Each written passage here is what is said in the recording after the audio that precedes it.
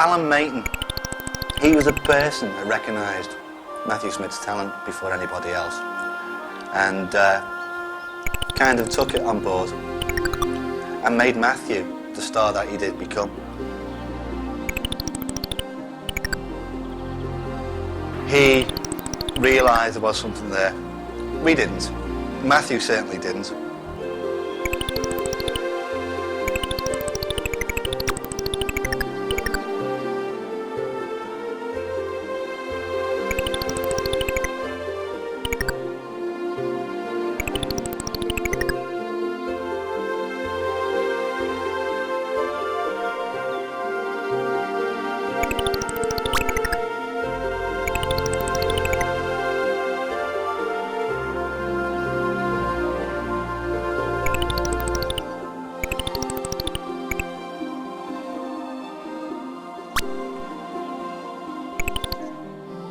Matthew was in it for different reasons. Matthew basically wanted to prove he could do better than everybody else.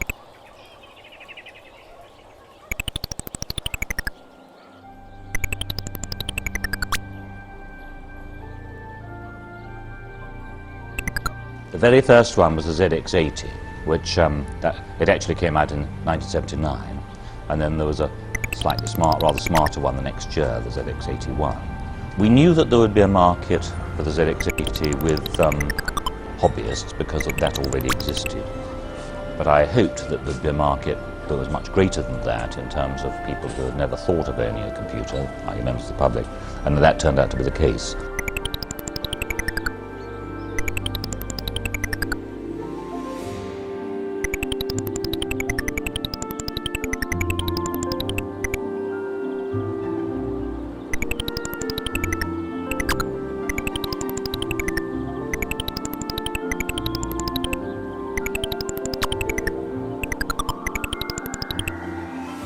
We actually got into programming by accident.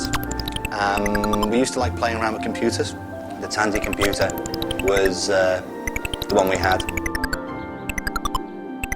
We wanted to do something and we wanted them to do it, so we programmed it to do it.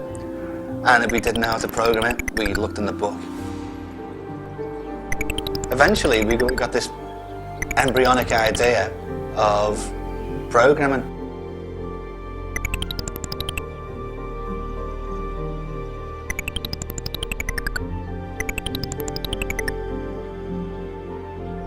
When we first started, we realised obviously that there would be a games aspect, but the first appeal was to people who wanted to get their hands on one and do some programming themselves.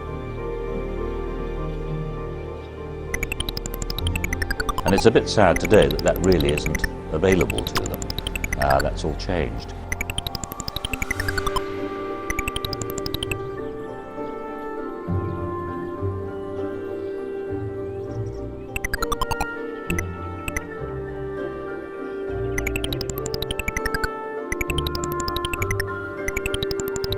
Sinclair was selling by mail order.